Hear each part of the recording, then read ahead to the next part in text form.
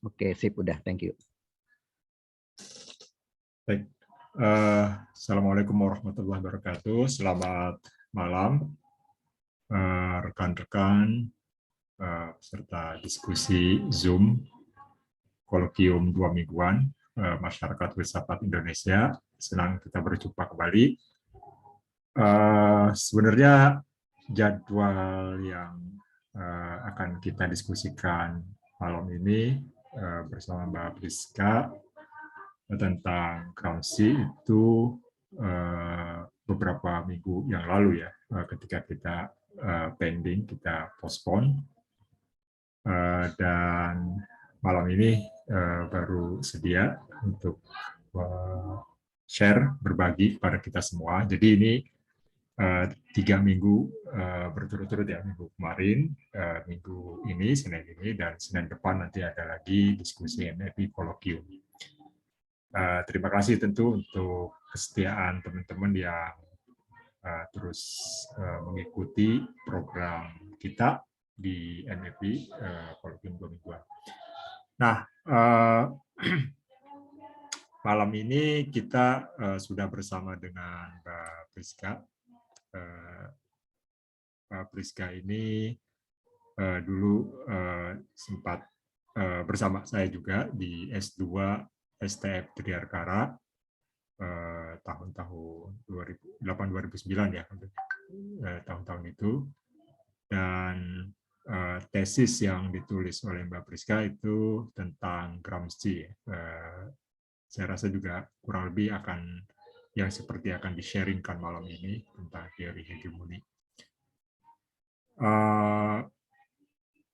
Ya, apa pemikiran Gramsci yang akan disajikan oleh Mbak Priska tentu menyajikan salah satu konsep utama ya di dalam pemikiran Gramsci tentang hegemoni.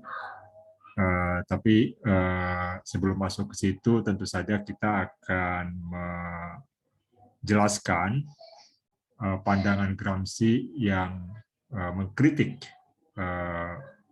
pandangan-pandangan Marxisme ortodoks ya, yang ya pada umumnya kita kenal, misalnya tentang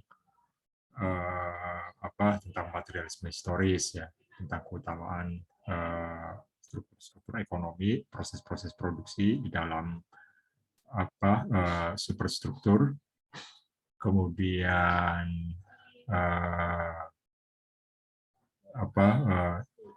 ada beberapa kritik ya, ada beberapa kritik yang diajukan oleh Gramsci itu terutama ditujukan kepada salah seorang pengikut Marxis namanya Nikolai Bukharin ya kalau tidak salah, dan di situ dia kemudian merumuskan gagasan-gagasan yang barangkali cukup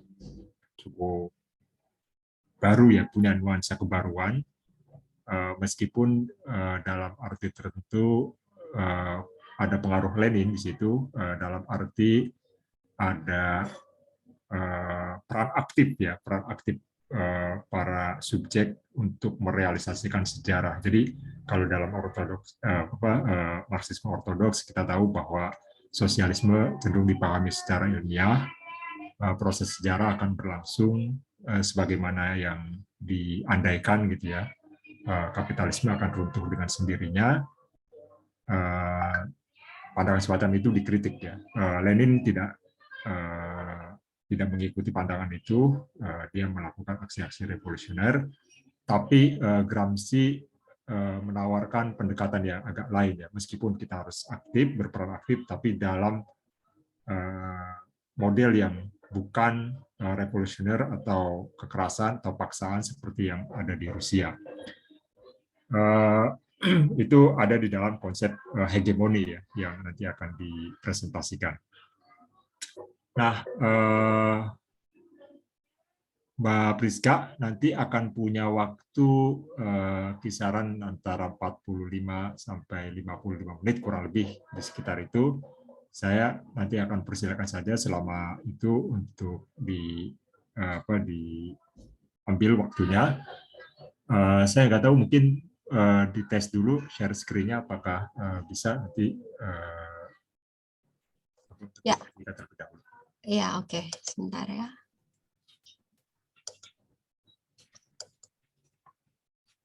Bisa ya? Oke, bagus. Udah terlihat ya? Sudah.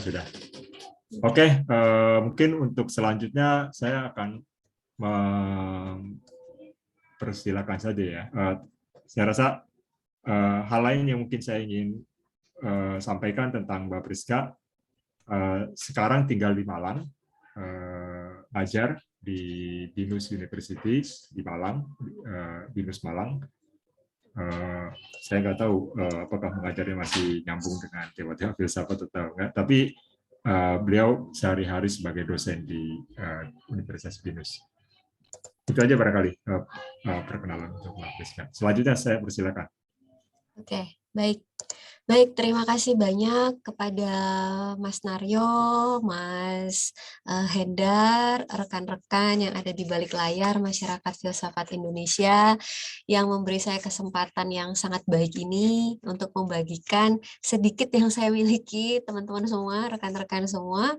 Jadi silakan saja nanti kita berdiskusi secara interaktif ya, teman-teman. Jadi ini semacam pemanasan juga bagi saya yang karena kesibukan juga terkadang sempat tidak secara intens ya kembali kepada ketertarikan saya di filsafat ya teman-teman ya.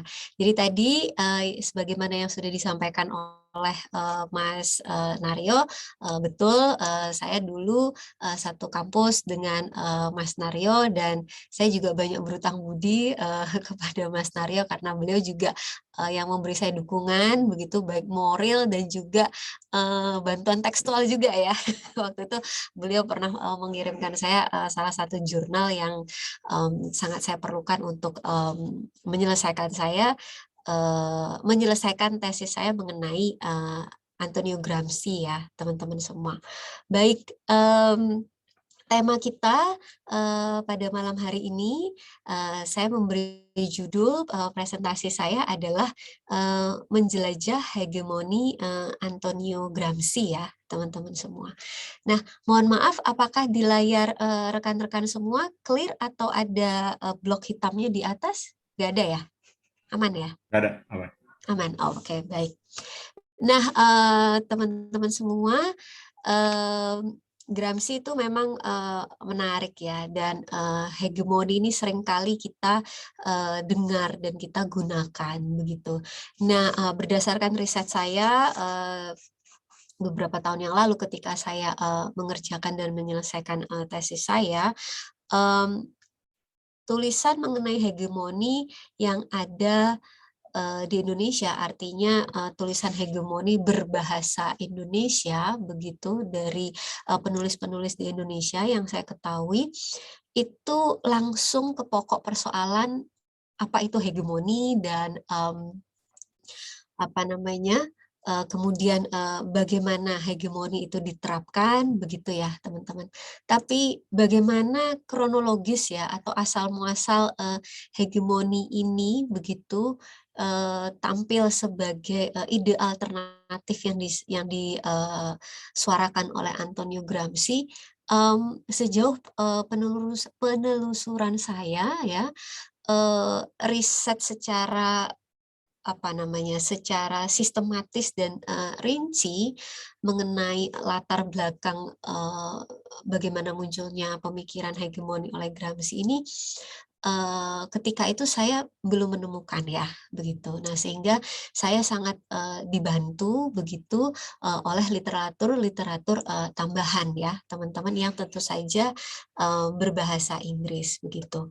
Nah, agenda bahasan kita hari ini saya akan membicarakan 6 poin, teman-teman.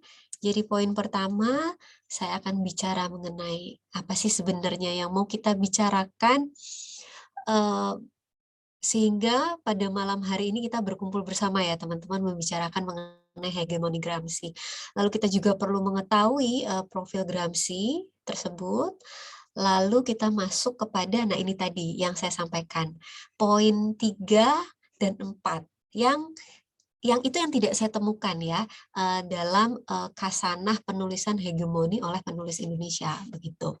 Nah, sehingga apa yang saya sampaikan ini nanti mudah-mudahan bisa memperkaya teman-teman yang mungkin sudah mengetahui hegemoni, tapi bagaimana latar belakangnya secara kritis ada pada poin 3 dan 4, semoga ini bisa memperkaya wawasan rekan-rekan sekalian mengenai hegemoni Gramsci begitu. Lalu poin yang kelima tentu saja hegemoni dan pendidikan politik, karena bagi Gramsci hegemoni itu ya sama dengan kekuasaan ya, dan memang itu mau membangun kekuasaan, dan dengan demikian itu adalah sebuah momen politis ya teman-teman ya. Jadi ada semacam persamaan begitu yang diajukan oleh Gramsci dalam pemikirannya, bahwa ada semacam ekivalen begitu ya, ekivalensi bahwa hegemoni itu sama dengan meraih kekuasaan, dan momen meraih kekuasaan begitu itu adalah juga momen politis. Tapi meraih kekuasaan yang seperti apa ya, itu yang mau akan kita dalami ya teman-teman. Dan kemudian poin 6 itu adalah kita bisa belajar apa ya dari hegemoni itu. Begitu ya teman-teman semua. Jadi ini adalah 6 poin yang akan mau saya sampaikan selama kurang lebih 50 menit ke depan begitu. Nah, nah ini adalah pustaka primer dan juga pustaka sekunder yang sangat-sangat menjadi acuan saya ya rekan-rekan semua untuk menelusuri begitu pemikiran Gramsci ya, hegemoninya itu. Terutama saya harus membaca betul Prison Notebooks. Ada kurang lebih sekitar 550 halaman ya teman-teman ya, Prison Notebooks itu. Dan ada 3 bagian di dalam Prison Notebooks itu, dan bagian ketiga itu adalah pemikiran kritis Gramsci terhadap Marxisme ortodoks. Lalu juga ada buku satu lagi yaitu di Antonio Gramsci Reader Selected Writings ya, begitu dari tahun 1916 sampai 1935. Jadi Gramsci itu memang di penjara ya teman-teman ya, dan kemudian pada saat di penjara beliau sangat produktif sekali menulis ya, maka itu sebabnya ada semacam kilasan-kilasan begitu yang kemudian itu dikumpulkan menjadi satu buku yang disebut The Antonio Gramsci Reader Selected Writings ya. Jadi tulisan-tulisan Gramsci yang tersebar tidak saja pada saat di penjara, tetapi juga pada saat sebelum di penjara, itu ada di dalam buku ini teman-teman ya. Lalu kemudian ada juga pustaka sekunder begitu, karena Gramsci itu tidak menulis pemikirannya secara sistematis ya teman-teman ya. Pada saat beliau masih aktif di pergerakan begitu, itu beliau tidak menulis satu buku sistematis begitu. Artinya kalau kita mau mempelajari Marx gitu ya, Karl Marx menulis buku secara sistematis begitu, dan juga misalkan pemikiran dari John Locke atau misalkan Hegel begitu. Tapi Gramsci nggak begitu. Pada saat masih aktif di pergerakan politik, beliau lebih banyak menulis makalah populer, jadi artikel populer atau esai populer. Nah, lalu ketika di penjara pun juga berupa esai-esai ya teman-teman ya. Jadi memang terserak ya teman-teman. Nah, maka itu saya memerlukan bantuan pustaka sekunder begitu.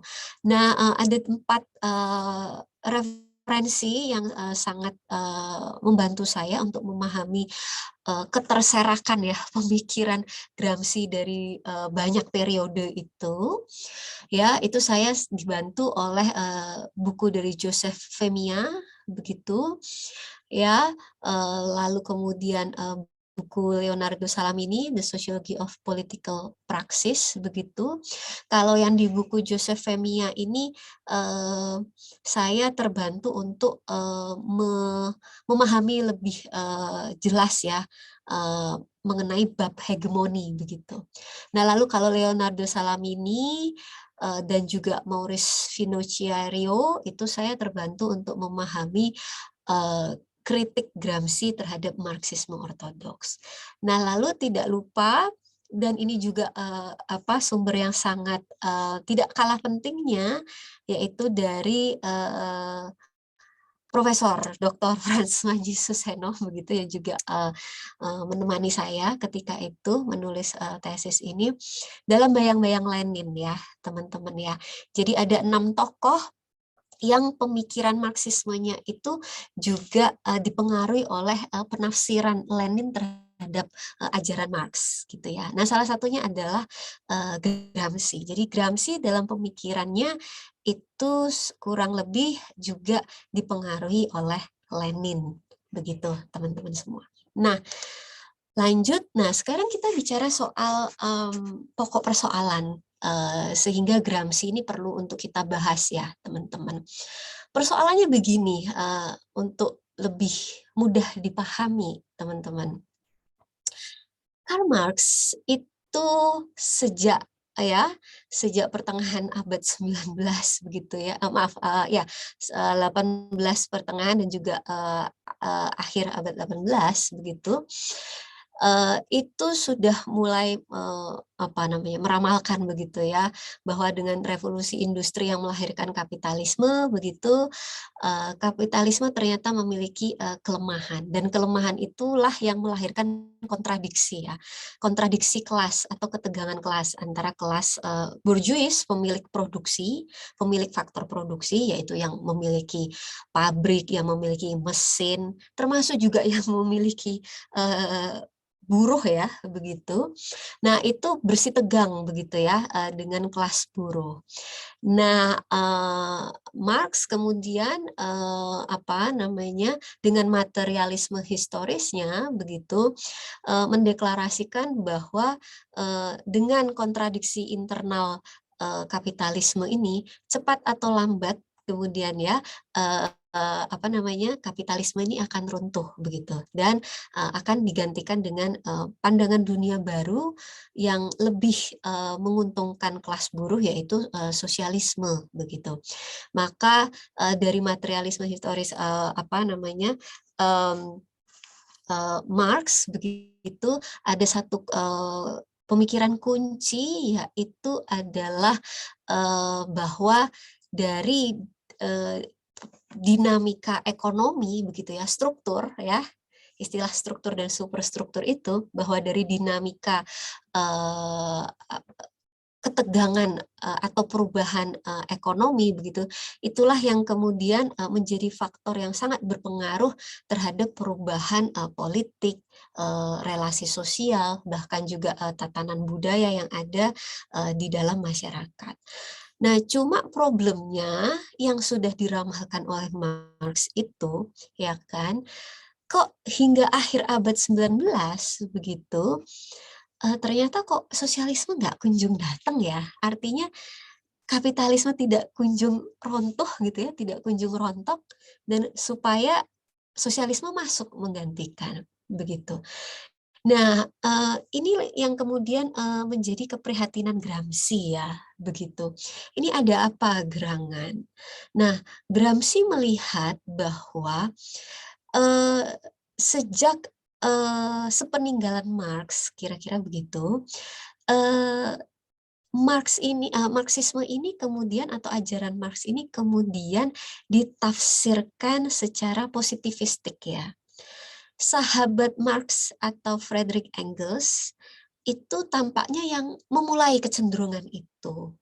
Memulai kecenderungan bahwa ajaran Marx ini itu yang mau dibakukan sebagai hukum alam begitu ya. Dalam hal ini adalah hukum perubahan sosial secara mutlak, bahwa satu-satunya penyebab sejarah yang menentukan sejarah perubahan sosial itu adalah kontradiksi kapitalisme dengan sosialisme gitu ya di dalamnya ya. Nah, Gramsci kemudian melihat dari kecenderungan itu dari yang dirintis oleh Engels itu kemudian memang diteruskan oleh Karl Kautsky, lalu kemudian semakin tampak begitu ya itu dalam buku populer manual ya Nikolai Bukharin begitu, yang mau mengembangkan atau menetapkan Marxisme itu sebagai hukum objektif perubahan sejarah masyarakat ya, yang semata-mata ditentukan oleh faktor tunggal yaitu kontradiksi internal kapitalisme ya. Nah, tentu saja Gramsci menolak ini ya, teman-teman ya. Unsur-unsur apa yang ditolak dari Marxisme ortodoks itu? Nah, inilah yang akan kita lihat bersama-sama, teman-teman. Dan dari kritik Gramsci terhadap Marxisme ortodoks ini, Gramsci kemudian ingin memulihkan ajaran Marx yang memang di dalam Marxisme ortodoks itu memang semakin menjauh dari spirit Marx itu sendiri ya, ketika beliau ingin menyuarakan perlunya emansipasi atau pembebasan penderitaan kelas buruh melalui sosialisme begitu. Nah, sebelumnya kita lihat dulu biografi Antonio Gramsci, teman-teman. Antonio Gramsci begitu lahir ya di Italia Selatan ya, di Pulau Sardinia begitu. Tubuhnya itu bongkok ya, teman-teman ya. Jadi tidak bisa tegak begitu, tapi ada mengalami kelainan tulang punggung begitu. Rumor yang beredar beliau itu pada usia 3-4 bulan itu sempat jatuh dari gendongan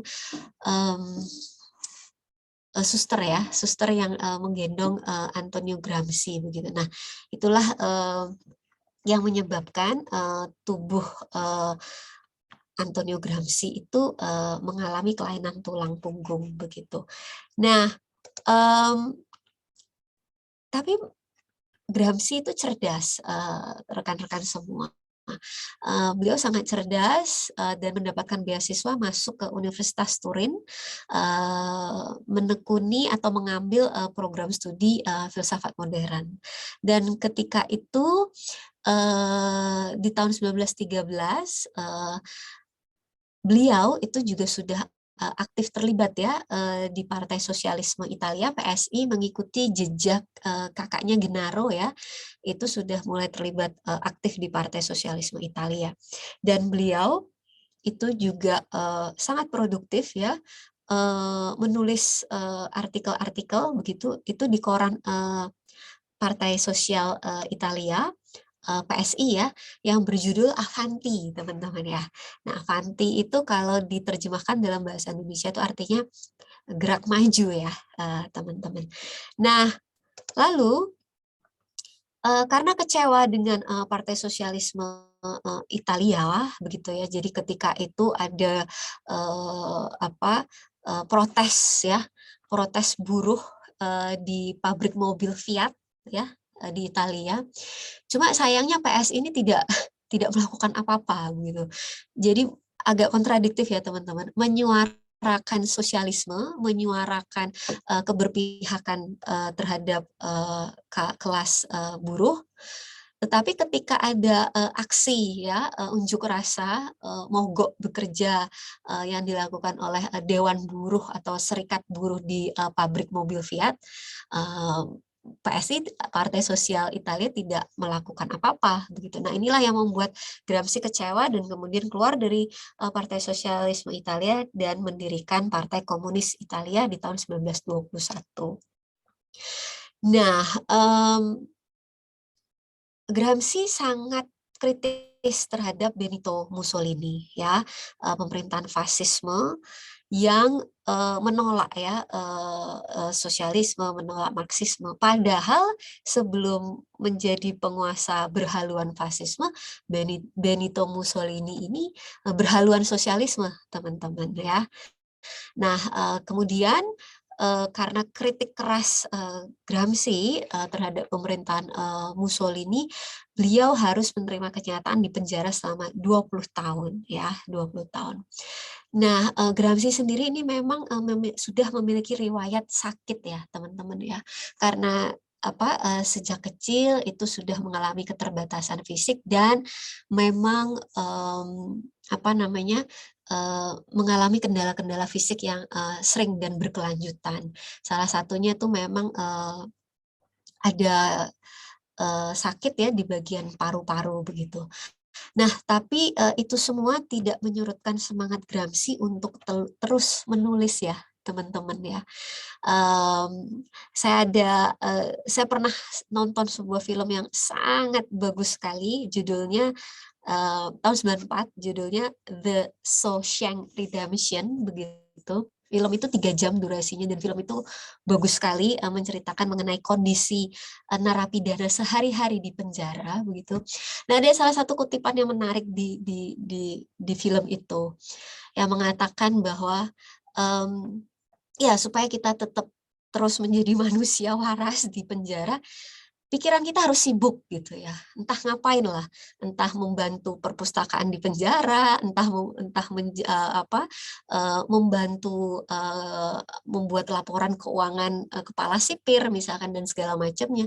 Itulah yang dilakukan juga oleh Gramsci. Beliau konsisten menyibukkan pikirannya dengan menulis, yang kemudian itu dibukukan menjadi The Prison Notebooks berkat bantuan adik iparnya ya, yang menyelundupkan atau menyelamatkan tulisan-tulisan Gramsci.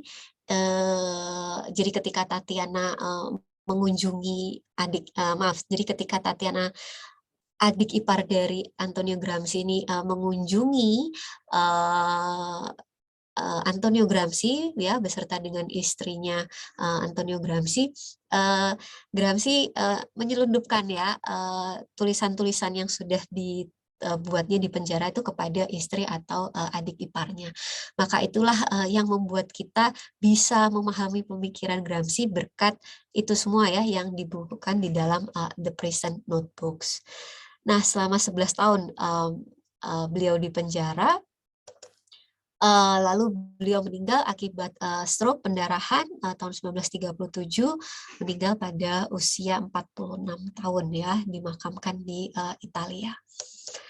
Nah, tadi kita sudah melihat sekilas mengenai profil dan biografi Antonio Gramsci. Nah, ini adalah sebuah titik pijak yang harus kita ketahui bersama-sama, teman-teman, kalau kita mau menuju kepada hegemoni yang digaungkan oleh Gramsci.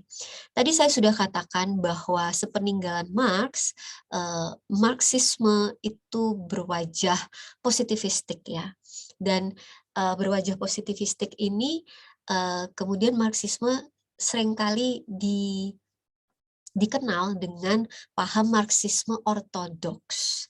Nah, salah satu penggiat ya Marxisme ortodoks yang sangat positivistik itu adalah karya yang ditulis oleh Nikolai Bukharin ya, salah satu anak buah dari Joseph Stalin, tapi kemudian dengan sangat tragis disingkirkan oleh Joseph Stalin begitu, karena Joseph Stalin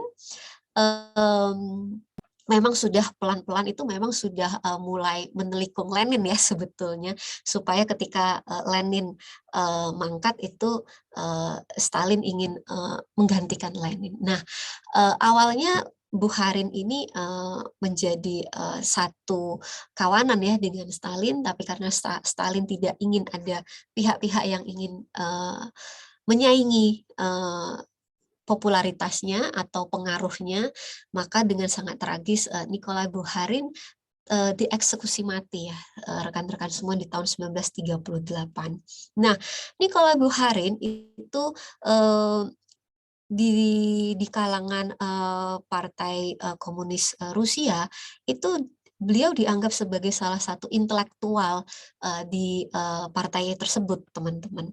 Bahkan beliau itu juga didapuk ya sebagai salah satu orang yang juga menyusun undang-undang negara komunisme Rusia begitu. Nah, dalam historical materialism ya, a system of sociology yang dirumuskan oleh yang dirumuskan oleh Bukharin begitu, dan kemudian menjadi buku pegangan kader Partai Komunis Rusia. Jadi buku ini nih menjadi buku textbook ya teman-teman ya, menjadi buku pegangan kader ya Partai Komunis Rusia. Ini menampilkan beberapa deviasi ya atau penyimpangan begitu Marxisme begitu. Apa yang terjadi di dalam popular manual ini ya? Jadi istilah popular manual ini istilah yang diambil oleh Gramsci untuk menyingkat judul dari buku Bukharin tersebut yang cukup panjang, lalu disingkat oleh Gramsci menjadi popular manual. Problemnya ada 4 ya. Nah,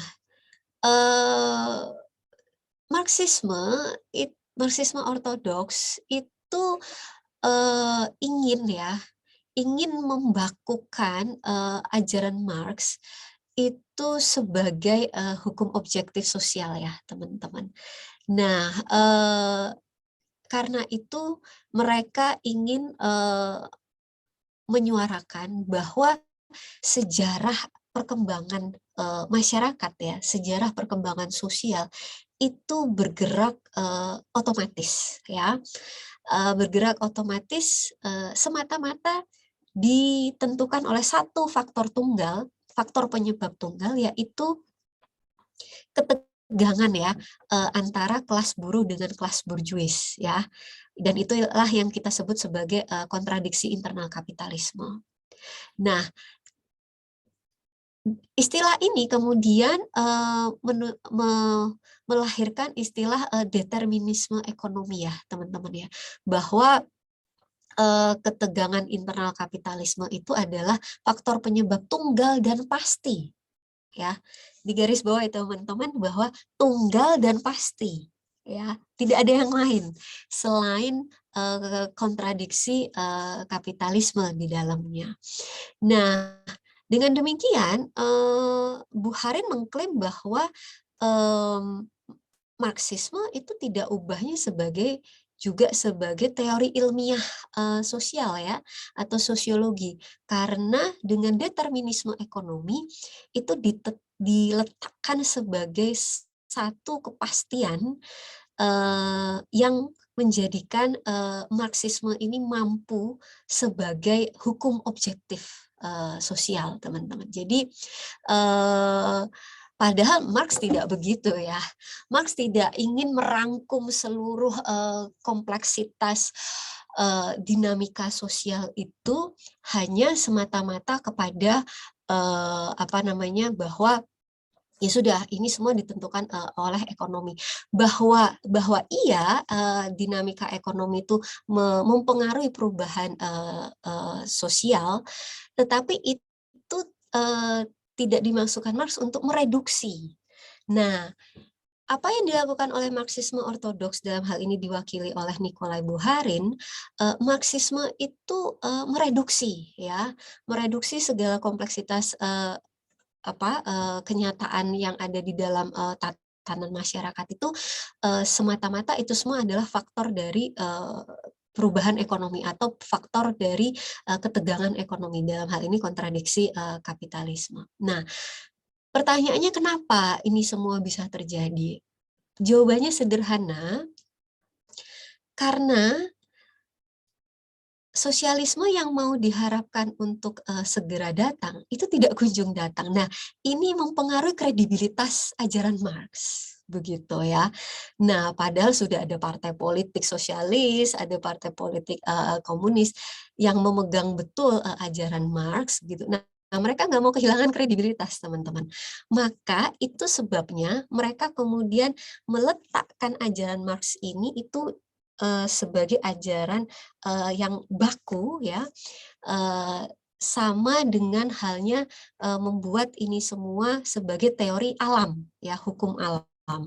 Nah, memang ketika itu Eropa memang masih didominasi kuat oleh pemikiran-pemikiran sains, ya, teman-teman, ya, di mana pendekatan positivistik ilmu alam itu sangat kental sekali, sangat kuat sekali.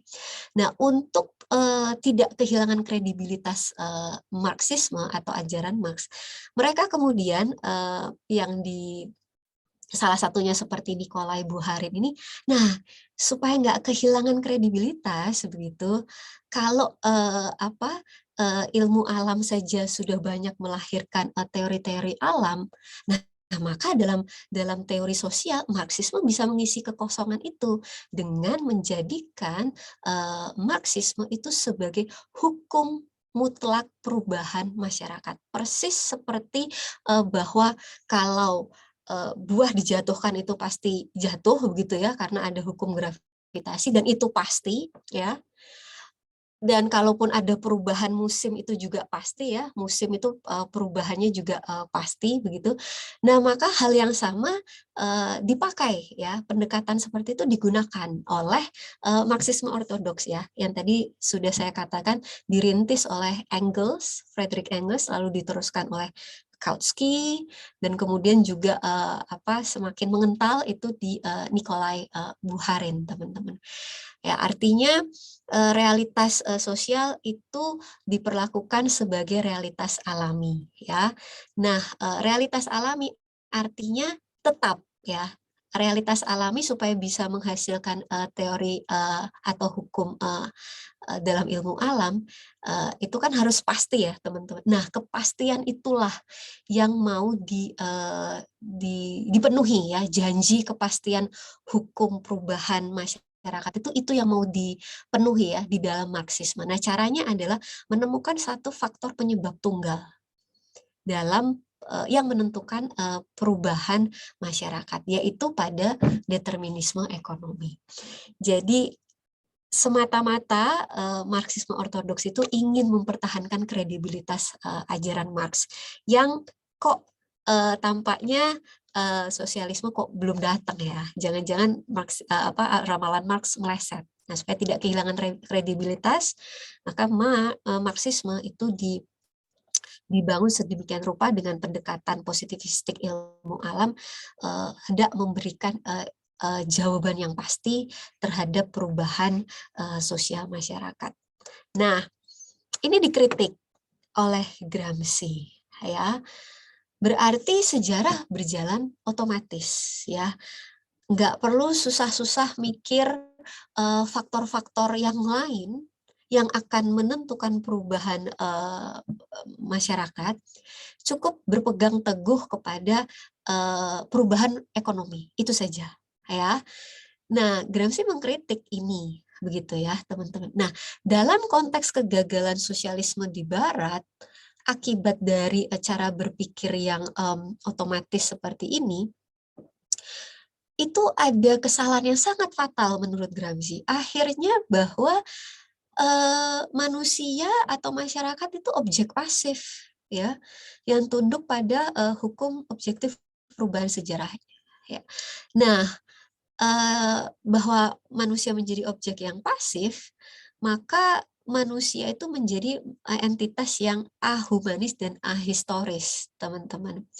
Ahumanis karena sejarah perubahan itu tidak ditentukan oleh dirinya sendiri sebagai subjek kehidupan, tapi ditentukan oleh hal yang lain. Dalam hal ini adalah konflik kapitalisme, begitu.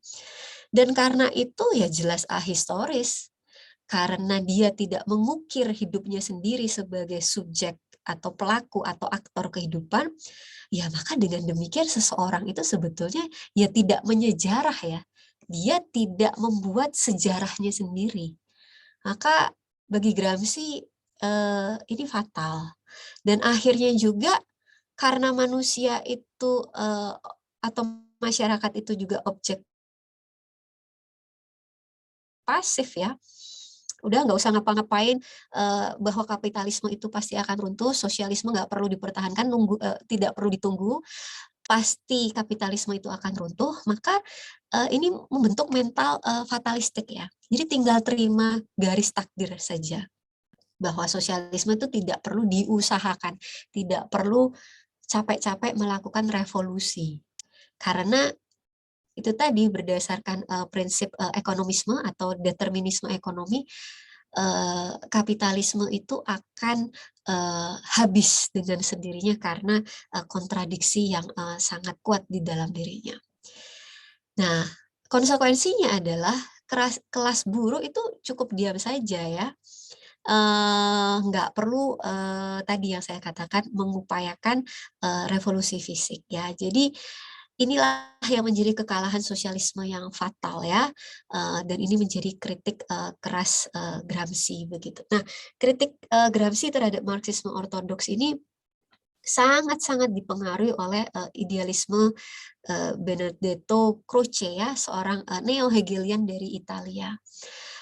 Nah, cara berpikir ideal dalam pemikiran idealisme itu kan bahwa idealisme itu menekankan pada dua hal, bahwa manusia itu adalah subjek yang menyejarah begitu ya. Dia bisa menyejarah persis karena dia punya kesadaran aktif yang mempengaruhi atau yang mendasari pilihan-pilihan hidupnya. Nah, inilah yang kemudian digunakan sebagai amunisi Gramsci untuk mengkritik Marxisme ortodoks begitu. Nah, maka dari yang tadi sudah kita lihat ini, Gramsci mau melawan arus utama Marxisme ortodoks ini yang sangat positivistik itu. Dan juga sangat searah ya. Jadi dunia manusia atau masyarakat itu ditentukan oleh faktor tunggal. Tidak ada relasi timbal balik ya di dalam kasanah Marxisme ortodoks. Maka Gramsci menggeser ya atau membuang pemahaman ini. Nggak betul nih determinisme ekonomi sebagai satu-satunya faktor yang mutlak ya, yang menentukan perubahan sejarah masyarakat ya. Maka Gramsci menawarkan hal yang lain ya. Jadi ini semacam epistemologi Gramsci melawan epistemologi Marxisme ortodoks ini, yang jantung epistemologi Marxisme ortodoks ini ada di determinisme ekonomi ini. Itu ditawarkan oleh Gramsci dengan satu konsep namanya dialektika struktur superstruktur ya teman-teman ya. Mudahnya untuk memahami ini begini, kalau di Marxisme ortodoks konflik struktur atau ekonomi A itu satu-satunya yang menentukan ya perubahan di level atau di wilayah superstruktur seperti tatanan politis, tatanan sosial, tatanan relasi sosial di dalamnya dan lain sebagainya. Nah, Gramsci tidak demikian. Gramsci menawarkan relasi tidak tunggal tetapi relasi yang dialektis. Ya. Kira-kira begini kalau diterjemahkan, bahwa konflik internal kapitalisme di wilayah struktur material ini atau di wilayah A itu kan memang melahirkan ketegangan ya, melahirkan relasi yang tegang antara kelas buruh dengan kelas burjuis begitu ya, karena kan kelas burjuis tetap ingin mempertahankan logika produksi, sementara kelas buruh ingin membebaskan diri dari cengkeraman kapitalisme. Nah, persis di momen B ini atau di bagian B ini, inilah yang menjadi momen paling penting agar bagaimana kelas kelas buruh itu ya, itu terus tersadarkan bahwa memang kita harus merebut ya, merebut posisi kita ya, menggantikan kapitalisme dengan sosialisme. Nah, maka itu perlu proses rasionalisasi yang membutuhkan kelompok intelektual ya. Jadi nggak serta-merta kemudian langsung revolusi, enggak rekan-rekan, tapi dimatangkan dulu nih penerimaan dan tekad kelas buruh bahwa ayo kita merebut ya posisi ya dari kapitalisme sebagai cara untuk membebaskan belenggu penderitaan teman-teman kelas buruh begitu. Nah, di proses B ini di mana sangat membutuhkan kelompok intelektual ya. Nah, ketika teman-teman kelas buruh dan juga didukung ya oleh masyarakat luas bahwa ya kapitalisme sudah seharusnya digantikan dengan sosialisme, nah maka akan kembali mengubah ke poin A ya, mengubah kapitalisme digantikan dengan sosialisme ya. Jadi ini kontribusi Gramsci begitu. Jadi beliau mengkritik tidak saja mengkritik tapi mengajukan ya sebuah pemahaman alternatif, dan inilah kontribusi dari Antonio Gramsci ya untuk memulihkan ajaran Marx begitu. Nah, dari situ, dari dialektika hubungan dialektis ya, bahwa konflik ekonomi itu memang melahirkan ketegangan kelas, tapi supaya ketegangan kelas itu betul-betul real menjadi perubahan tatanan dunia, kesadaran ini yang harus terus-menerus dimatangkan supaya hingga pada waktunya, kalaupun memang diperlukan revolusi fisik ya, itu harus diperlukan, nggak apa-apa, menurut Gramsci nggak apa-apa. Yang penting ini dulu, kesatuan masyarakat kelas buruh dan masyarakat luas itu untuk menerima pandangan sosialisme begitu. Nah, sehingga saya tuliskan di sini bahwa konflik dalam ekonomi kapitalisme memang domain pertama lahirnya aspirasi kelas buruh menuntut transformasi sosial. Tetapi perubahan itu tidak cukup real hanya bergantung kepada realitas objektif instabilitas kapitalisme ya. Perubahan itu harus didongkrak dari tenaga-tenaga superstruktur, yaitu kesadaran ideologi dari kelas buruh dan juga itu bisa disebarluaskan kepada masyarakat lainnya begitu untuk kemudian mengubah struktur ya atau tatanan dunia ekonomi itu kepada sosialisme begitu. Nah, persis di bagian B ini tadi rekan-rekan semua saya kembali ke sini.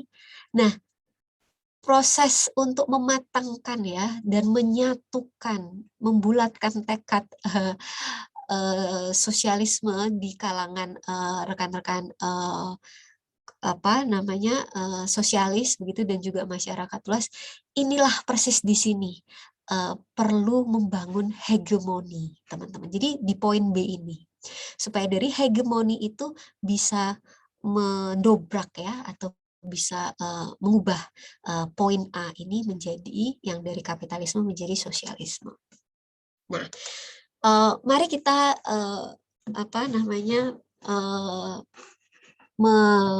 menelusuri hegemoni ya teman-teman. Nah, hegemoni begitu bagi Gramsci memang tentang power ya teman-teman ya. Ini memang tentang supremasi kekuasaan. Dia tidak menggunakan istilah yang diperhalus, tapi memang ini adalah soal power ya teman-teman ya. Bagaimana meraih kekuasaan begitu yang legitimasinya bersumber kepada penerimaan ideologi oleh masyarakat. Nah, secara sukarela, bukan secara paksa, teman-teman. Jadi tidak menggunakan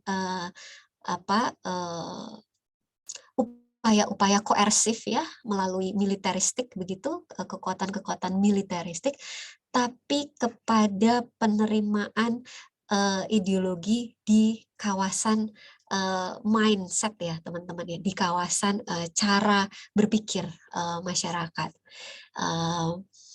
Dan itu semua diterima oleh masyarakat secara sukarela, tidak secara terpaksa ya, karena dipaksa ada upaya-upaya koersif. Nah, supremasi kekuasaan itu bagi Gramsci itu persis terbangun ketika adanya kepemimpinan kelas sosial yang dominan dalam hal ideologi, ya. Jadi hegemoni itu sebetulnya adalah proses menancapkan pengaruh ideologi ya, teman-teman ya, atau pengaruh dari sebuah pandangan dunia. Ya, ketika itu sudah menghegemoni, ya, artinya menghegemoni itu artinya diterima secara sukarela oleh masyarakat secara masif, ya. Nah itu kekuasaan sebetulnya sudah di tangan, tinggal persoalan kalau memang itu perlu ada langkah-langkah secara militeristik, misalkan seperti yang dilakukan oleh Rusia di Rusia dengan revolusi, itu kalau diperlukan ya sudah. Tapi kalau ternyata pandangan dunia baru ini sudah diterima oleh masyarakat dalam level konsensus, ya sudah cara koersif atau cara militeristik itu menjadi tidak diperlukan begitu. Nah, karena dengan demikian hegemoni bagi Gramsci itu adalah supremasi kekuasaan moral intelektual, teman-teman, yang terkandung di dalam ideologi. Ya, jadi ideologi bagi Gramsci itu bisa tertancapkan di dalam hati dan sanubari masyarakat begitu, persis ketika itu ideologi sudah menjadi dominan ya, dan ini adalah momen politis begitu. Nah, bagi Gramsci ini yang justru diperlukan kalau kita mau ketika itu mau menancapkan sosialisme ya, atau menggantikan kapitalisme begitu. Karena di dalam pemikiran atau di dalam struktur negara-negara kapitalisme di Barat, negara itu memang dengan pendekatan liberal, negara itu memang penjaga malam ya teman-teman, atau penjaga hak-hak individu masyarakat, sehingga negara itu memang melayani masyarakat, sehingga tidak mungkin tindakan-tindakan koersif itu secara royal atau brutal dilakukan kepada masyarakat sendiri, sehingga untuk menggantikan kapitalisme nggak bisa dengan cara koersif, harus dengan cara persuasif, yaitu adalah dengan cara hegemoni, ya. Nah, itu sebabnya hegemoni ini membutuhkan peran civil society ya untuk mempersuasi gagasan begitu, dan juga tentu saja kaum intelektual begitu. Nah, di mana ideologi itu bisa dipenetrasi atau bisa disebarluaskan ya, atau dipropagandakan di ranah-ranah civil society itu, bagi Gramsci sih bisa di sekolah, bisa di gereja, bisa di serikat dagang begitu ya, atau bisa juga di asosiasi profesional, atau juga misalkan komunitas alumni, bahkan juga di institusi media massa ya. Maka hegemoni ini merupakan strategi yang sama sekali berbeda untuk menegakkan sosialisme di Barat ya, karena mereka sudah semakin mapan dengan kapitalismenya itu ya, sudah semakin mapan, di mana kapitalisme itu dalam menyebarluaskan komoditasnya itu kan semuanya dengan cara-cara persuasif ya teman-teman ya, dan itulah yang kemudian membentuk proses komunikasi di dalam negara liberal kapitalistik itu ya melalui proses-proses persuasif, proses-proses juga propagandis ya, melalui penetrasi ideologi. Sehingga tidak bisa serta-merta lalu ya sudah kita mengumpulkan teman-teman buruh demonstrasi lalu merevolusi. Nah, itu sangat tidak mungkin di dalam kondisi negara barat yang sudah semakin mapan dengan kapitalismenya. Nah, berbeda halnya dengan di Rusia. Di Rusia sosialisme bisa berhasil melalui revolusi Bolshevik ya di tahun 1912 itu karena Rusia ketika itu pasca tergulingnya eh, eh, Kaisar Nicholas begitu ya melalui revolusi Bolshevik yang dipimpin oleh Lenin itu kemudian partai komunis menjadi pihak yang sangat otoritatif ya begitu dan juga Rusia belum sempat mengalami era kapitalisme di sana sehingga revolusi fisik untuk menegakkan atau menancapkan sosialisme itu sangat-sangat mungkin terjadi di sana ya. Karena itu tadi Rusia belum sempat mengalami kapitalisme di dalamnya. Nah, dengan kata lain ya, jadi mematahkan dominasi kapitalisme dan menggantikannya dengan sosialisme itu pertama-tama adalah dengan merebut ya, merebut kesadaran atau merebut pemahaman orang ya atau merebut hati dan pikiran masyarakat luas. Nah, ini adalah perebutan di level hegemoni. Begitu. Perebutan di level hegemoni, yaitu ketika mayoritas masyarakat sukarela mendukung ideologi ya yang mau ditancapkan.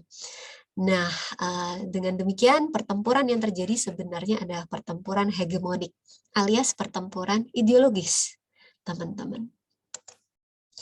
Nah, kalau kita menerima pandangan Gramsci tersebut bahwa pertempuran ini adalah pertempuran di wilayah mindset, teman-teman, karena ideologi itu adalah menerima pandangan, menerima sistem pemikiran, menerima values, menerima makna, dan itu berada di tataran mindset, begitu, di tataran kesadaran, maka menghegemoni ideologi sosialisme itu perlu proses mendidik ya.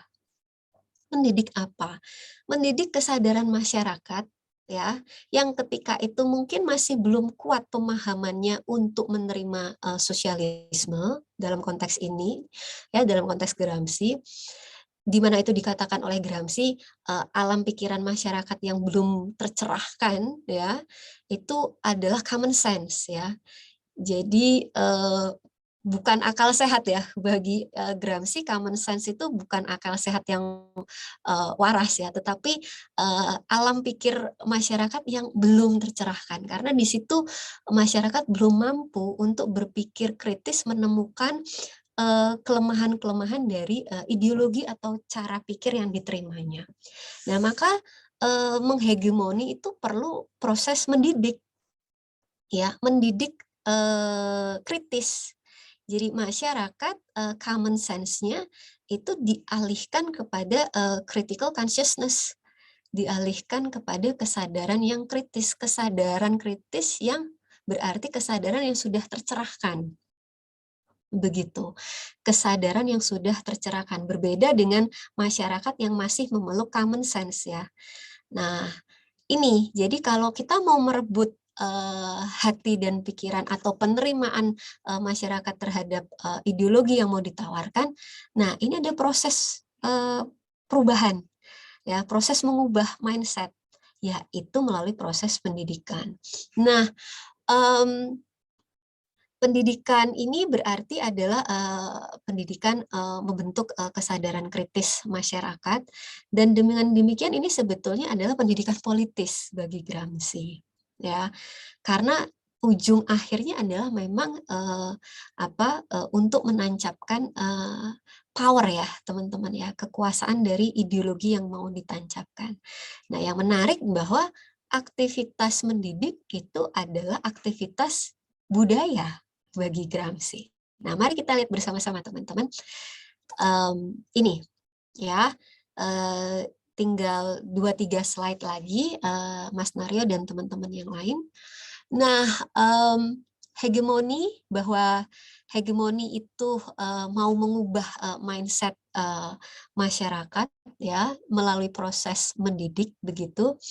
Nah, ada hal yang menarik disampaikan oleh Gramsci mengenai pendidikan kritis ini, bahwa pertama-tama haruslah ada kritik terhadap common sense masyarakat ya, cara berpikir masyarakat yang belum tercerahkan. Dalam konteks ini masyarakat yang belum sepenuhnya mengerti pentingnya menancapkan sosialisme ya, menggantikan kapitalisme sebagai usaha emansipasi ya, atau usaha membebaskan belenggu penderitaan kelas buruh. Nah, masyarakat mesti diajar untuk berpikir kritis agar mampu menemukan kelemahan ideologi kapitalisme. Nah, persis di sini pada proses mendidik kritis itu membutuhkan intelektual organik. Ya, Gramsci itu membuat dua istilah ya, ada kaum intelektual organik dan kaum intelektual tradisional. Nah, kalau kaum intelektual tradisional itu adalah cendekiawan di atas menara gading ya, yang sibuk dengan ilmu untuk ilmu itu sendiri, jadi tidak mau mengkonkretkan atau membumikan ilmu itu kepada tujuan perubahan sosial. Nah, Gramsci tidak menyetujui posisi kaum intelektual tradisional seperti itu, ya. Nah, Gramsci menyokong jenis kaum intelektual yang kedua, yaitu kaum intelektual organik. Nah, bagi Gramsci berkembangnya dunia ekonomi, dalam hal ini kapitalisme, itu juga melahirkan kelompok intelektualnya, ya. Jadi kapitalisme itu supaya terus-menerus bertahan, itu dia perlu orang-orang pintar ya, teman-teman akademisi untuk semakin menjustifikasi ya pentingnya kapitalisme ini ya, dan masih tetap relevannya kapitalisme ini sebagai tata perekonomian dunia. Nah, itu membutuhkan kaum intelektual. Nah, kapitalisme itu juga melahirkan kaum intelektualnya, makanya disebut kaum intelektual organik. Istilah organik itu menyatu ya, organ. Jadi organ tubuh kita ini kan ada berbagai macam, tapi membentuk satu kesatuan, tubuh manusia. Nah, persis di situ kaum intelektual organik ini berarti bahwa kapitalisme itu melahirkan kelompok-kelompok cendekiawannya begitu, dan mereka kemudian menyatu dengan visi kapitalisme, merekalah yang terus menyokong eksistensi kapitalisme. Nah, Gramsci meniru ya, atau melihat perlunya kalau sosialisme mau menggeser kapitalisme, ya dia harus melahirkan kelompok intelektualnya sendiri. Ya, jadi kelompok intelektual yang memang menerima sosialisme itu dan berupaya untuk menjustifikasi dan menyebarluaskan sosialisme ini ke dalam kepada masyarakat begitu ya, melalui penetrasi ideologis secara persuasif. Nah, bagi Gramsci konkret saja kaum intelektual organik yang dibutuhkan adalah partai politik. Ya, bagi Gramsci, nah inilah yang menjadi hutang Gramsci terhadap Lenin ya, karena bagi Lenin mengubah keadaan, menggeser kapitalisme, ya memang membutuhkan agen, dalam hal ini ya partai politik. Nah, Gramsci melihat kaum intelektual organik itu untuk mengkonkretkan sosialisme adalah partai politik. Nah, artinya partai politik itu bertugas untuk menjadi kaum intelektual yang menyuarakan ya dan menjadi agenda intelektual, agenda-agenda sosialisme sebagai ideologi yang mau menggeser kapitalisme. Nah, proses itu juga, maka partai politik juga perlu sekolah ya, perlu ada kaderisasi di dalamnya, ada proses pendidikan juga.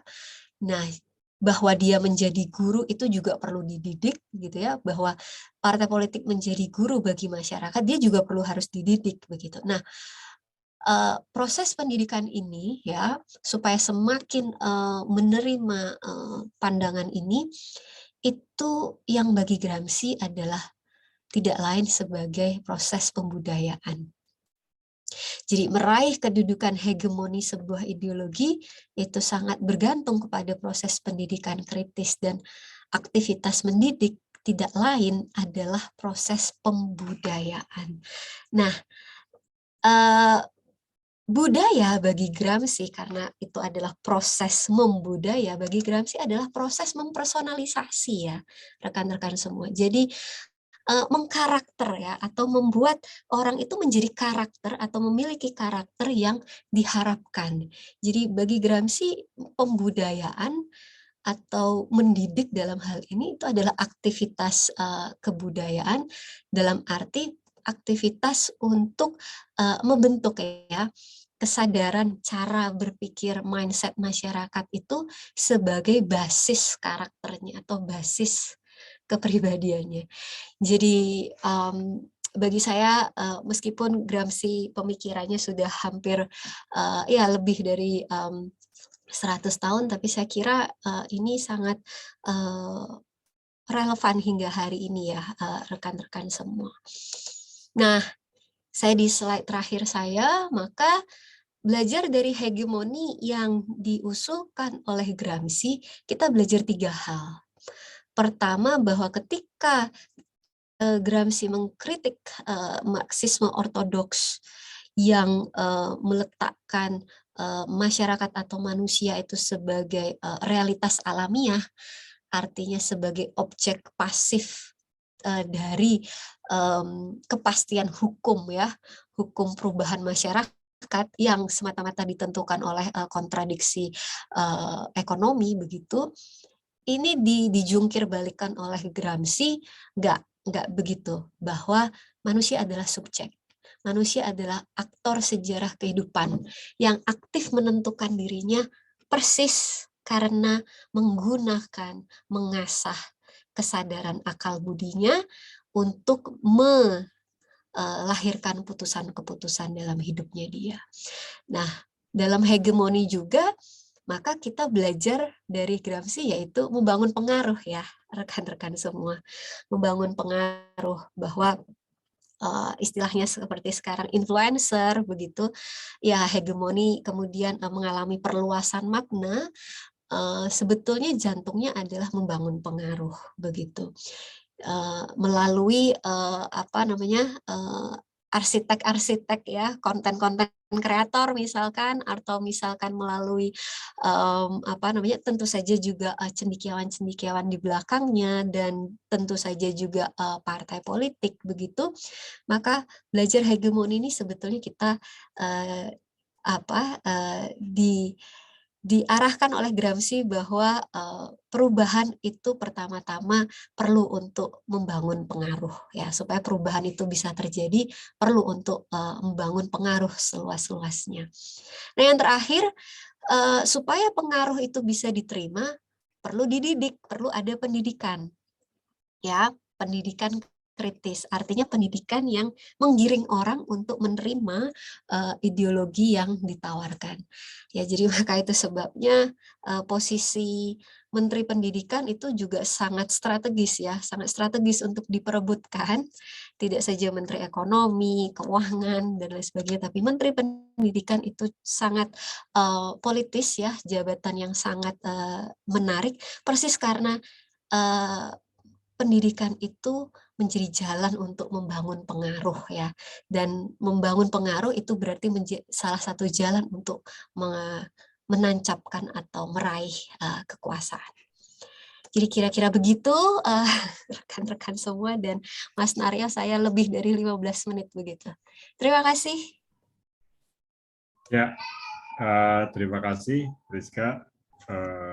Cukup panjang, tetapi upayanya menurut saya cukup runut dan clear ya, bisa ditangkap oleh teman-teman juga yang hadir di sini. Saya akan mempersilahkan ke teman-teman untuk memberikan komentar atau pertanyaan ya, bisa lewat kolom chat ataupun nanti raise hand. Tapi barangkali sebelum teman-teman nanti mengajukan pertanyaan, saya ingin memberikan mungkin sedikit tanggapan dan juga pertanyaan yang nanti bisa direspon oleh Priska.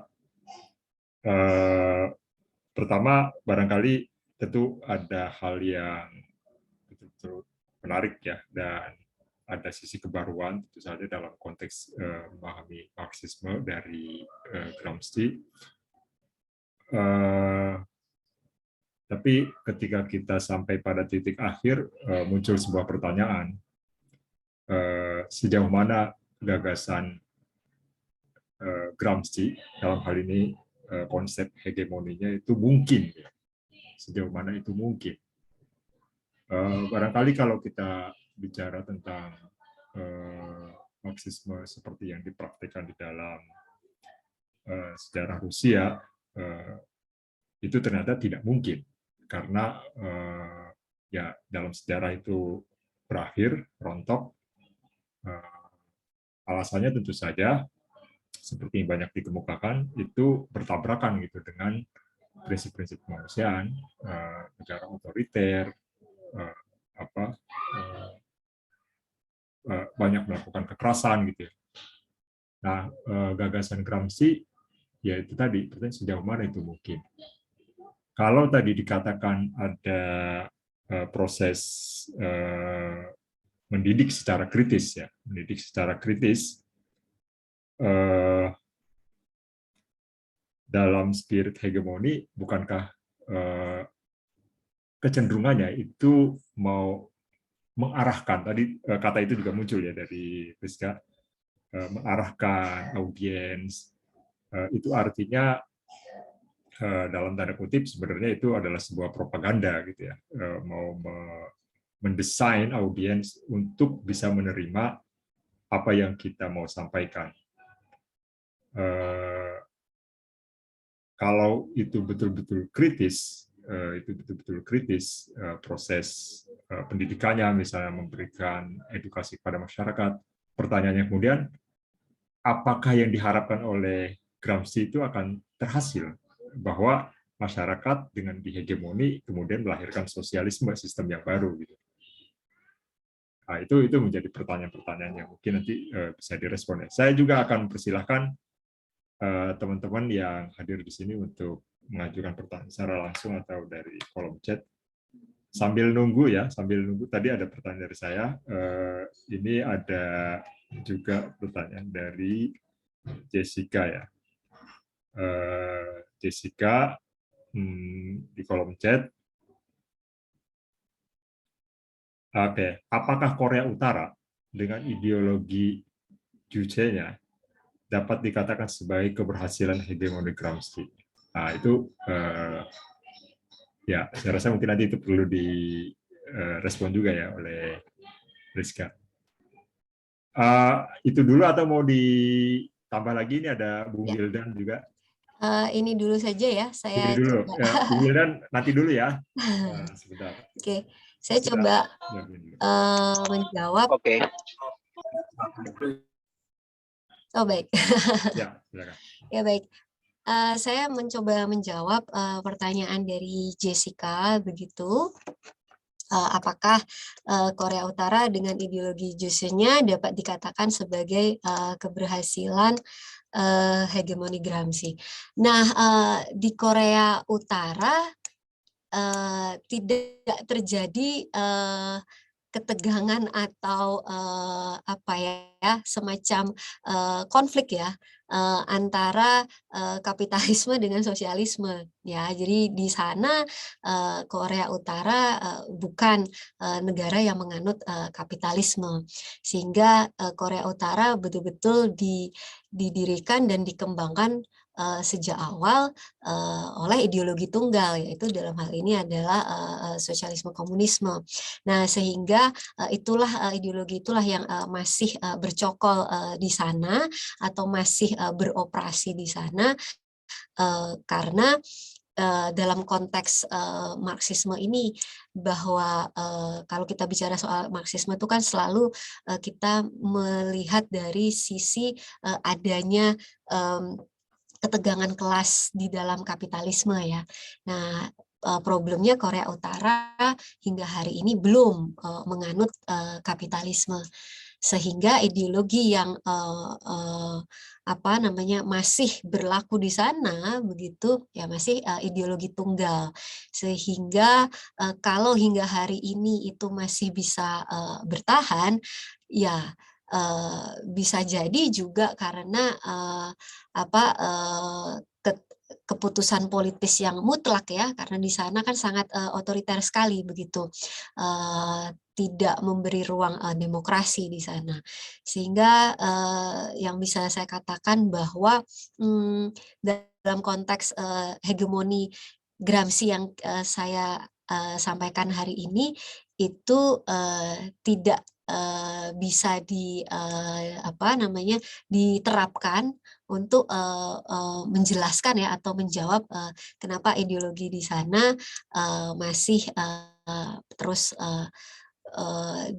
dikelola atau dipimpin secara ideologi tunggal gitu. Kira-kira begitu, Jessica. Terima kasih. Ya, baik.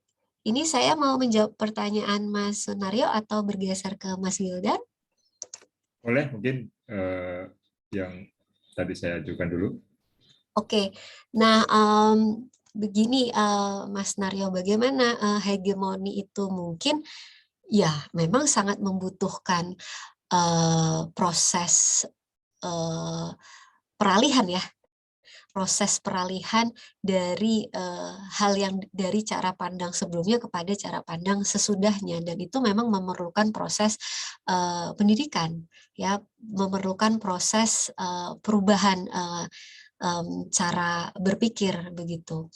Nah, sehingga dalam hal ini pendidikan kritis yang dimaksudkan Gramsci dalam konteks ini ya. Jadi ini saya meletakkan dalam konteks Gramsci terlebih dahulu, bahwa dengan kata lain menerima kapitalisme itu bukan cara berpikir yang tercerahkan. Ya, belum tercerahkan. Maka dia harus dikritik dulu. Dia harus dipersuasi dulu. Kapitalisme ini bukan pandangan yang kita harapkan.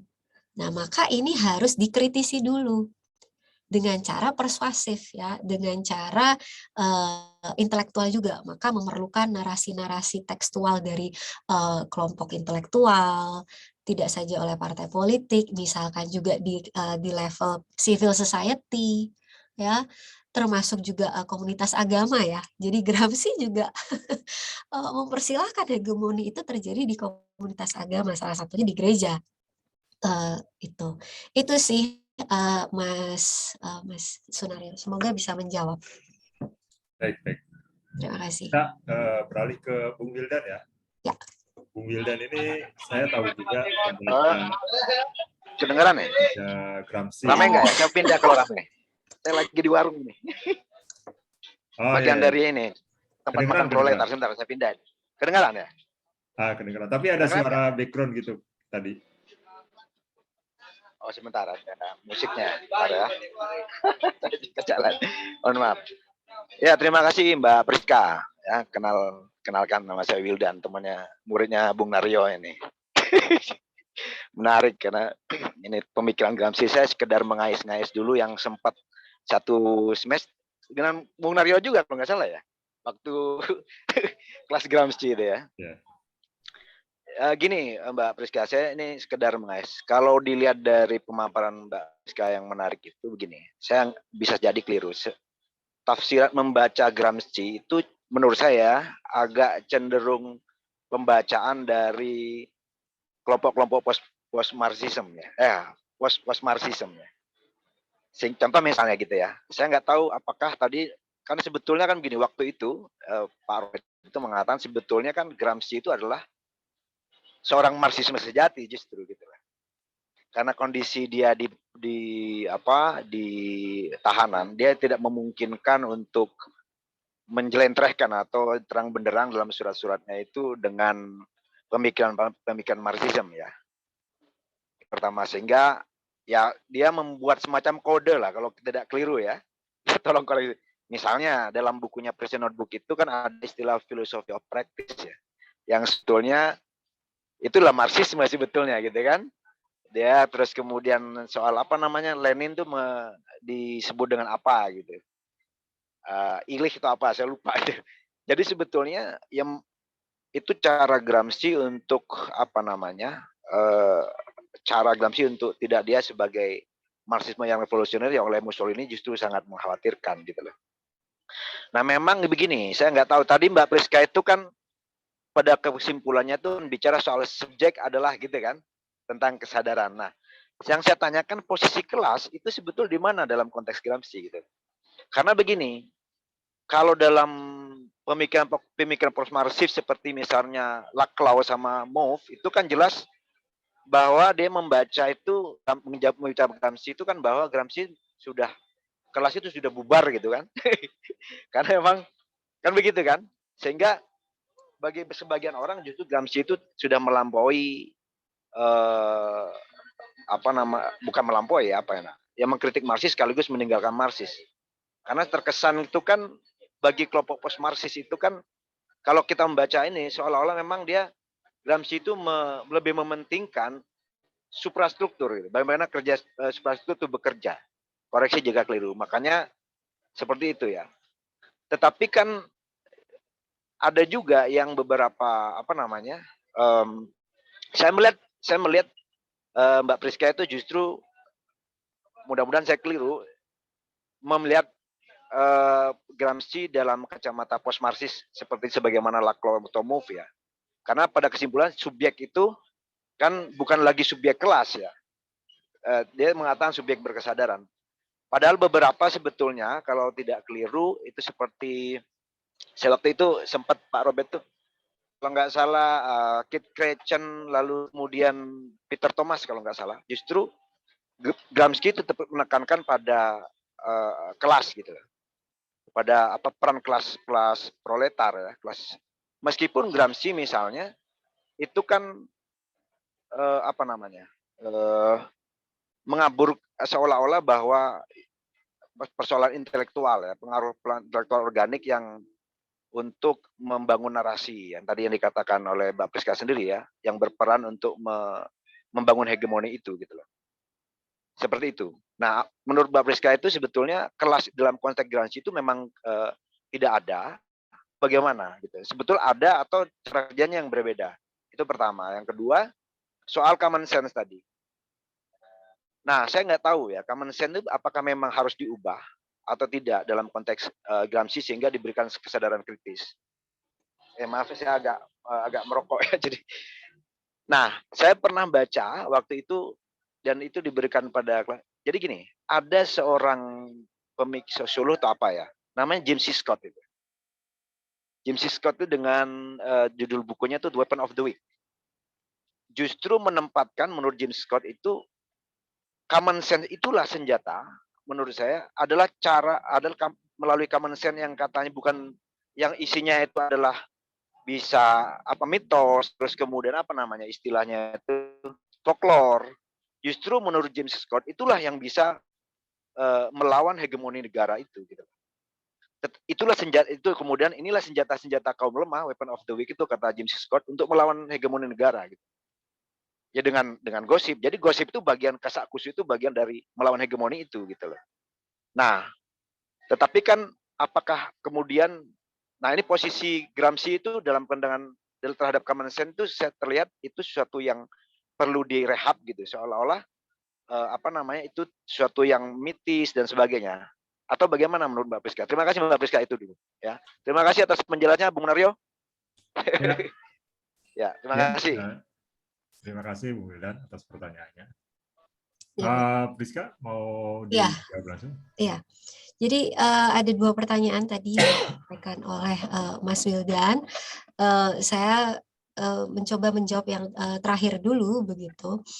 Nah, dalam bukunya Prison Notebooks itu ada penjelasan secara khusus dan rinci yang dijelaskan oleh Gramsci ya. Jadi dalam Prison Notebooks itu ada bagian khusus Gramsci menjelaskan mengenai common sense. Jadi pemahaman Gramsci terhadap common sense ya ini adalah sebuah istilah begitu ya karena Gramsci ingin membuat semacam oposisi biner begitu ya antara mereka yang sudah tersadarkan dengan mereka yang belum tersadarkan begitu. Nah, persis di wilayah mereka yang belum tercerahkan dalam arti bahwa mereka belum sepenuhnya menerima sosialisme sebagai pandangan dunia baru untuk menggantikan kapitalisme. Persis di situ Gramsci menggunakan istilah common sense ya. Wujud dari common sense itu memang seperti betul yang dikatakan oleh Mas Wildan seperti dongeng ya, cerita rakyat, lalu kemudian bahkan juga melalui fabel-fabel begitu. Nah, itu posisi Gramsci bahwa kemudian seorang pemikir yang tadi disebutkan oleh Mas Wildan itu melihat sisi lain bahwa kalau kita mau mempersuasi orang juga dengan menggunakan sarana-sarana cerita rakyat atau misalkan cerita dongeng begitu, itu sah-sah saja, tetapi tentu saja cerita-cerita yang sudah digiring begitu ya opininya supaya bisa mengarahkan masyarakat kepada penerimaan pandangan dunia yang baru. Itu Mas Wildan. Jadi common sense yang dimaksud oleh Gramsci itu menjadi oposisi biner terhadap critical consciousness masyarakat yang sudah tercerahkan dalam arti memang sosialisme harus diperjuangkan dan dikonkretkan begitu. Nah, menghadapi mereka yang masih belum kuat pandangannya untuk menerima sosialisme, Gramsci menggunakan istilah common sense untuk merujuk kepada alam pikir masyarakat yang belum tercerahkan menerima pentingnya sosialisme untuk menggantikan kapitalisme. Itu pertama. Nah, yang kedua dari pertanyaan pertama Mas Wildan, begini, dalam pemikiran Gramsci yang tertuang terutama di Prison Notebooks begitu, itu memang Gramsci meletakkan pertentangan kelas ya itu sebagai posisi dasar begitu, sebagai posisi dasar bahwa iya memang kapitalisme itu menghasilkan ketegangan. Nah, dia tidak berpikir mengenai apakah kelas itu perlu dihapuskan, artinya pertentangan kelas ini perlu dihentikan ya, atau wacana mengenai perdebatan mengenai kontradiksi atau konflik antara kelas borjuis dengan kelas proletar itu kemudian itu perlu diberhentikan. Bukan itu arahnya Gramsci. Arahnya Gramsci, oke, kita sekarang menghadapi kapitalisme yang semakin mapan, sosialisme kok nggak segera menggeser, itu pertanyaan poinnya di situ. Maka itu sudah mengandaikan bahwa memang kapitalisme yang menghasilkan ketegangan di dalam dirinya itu yang menjadi asumsi dasar bagi Gramsci untuk terutama menetralisir ya narasi-narasi positivistik dari Marxisme ortodoks yang semakin kehilangan atau semakin menjauhkan ajaran Marx, terutama ajaran Marx muda ya, Mas Wildan ya. Makanya tadi di akhir saya menyebutkan Gramsci mengembalikan subjek karena persis di situ Marx muda ya, di periode muda Marx itu kan menekankan betul ya manusia sebagai aktor sejarah hidupnya. Artinya manusia sebagai subjek yang menentukan pilihan-pilihan hidupnya, dan demikian dia menyejarah begitu, menuliskan atau mengenorehkan sejarah-sejarah dalam hidupnya. Kira-kira begitu, Mas Wildan. Oke, ya, terima kasih. Ya, silakan Mas Naryo. Ya, terima kasih, Rizka. Mudah-mudahan cukup ya untuk Bung Wildan. Di sini ada Erik ya, Bung Erik, dan juga ada Bung Amrizal kalau tidak salah di kolom chat. Tapi mungkin pertanyaan dari Bung Amrizal ada baiknya disampaikan langsung aja ya, karena ini terlalu pendek. Maksudnya ya kalau dibaca seperti ini mungkin agak kurang nangkep ya saya maksudnya seperti apa. Nanti Bung Amrizal mungkin bisa langsung. Tapi sebelum itu mungkin Bung Erik. Halo. Bung Erik bisa buka mic-nya? Iya Pak, halo. Ya, silakan. Iya. Terima kasih waktunya. Pemateri pada malam hari ini luar biasa cantik dan juga smart. Saya sangat suka dengan pematerinya. Dan bahasanya juga sangat menarik. Izin bertanya tentang Marxisme positivisme.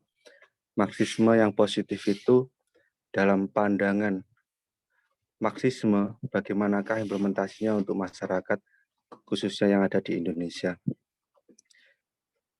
Dan penjelasan tentang Marxisme yang positif itu seperti apa? Terima kasih Bapak.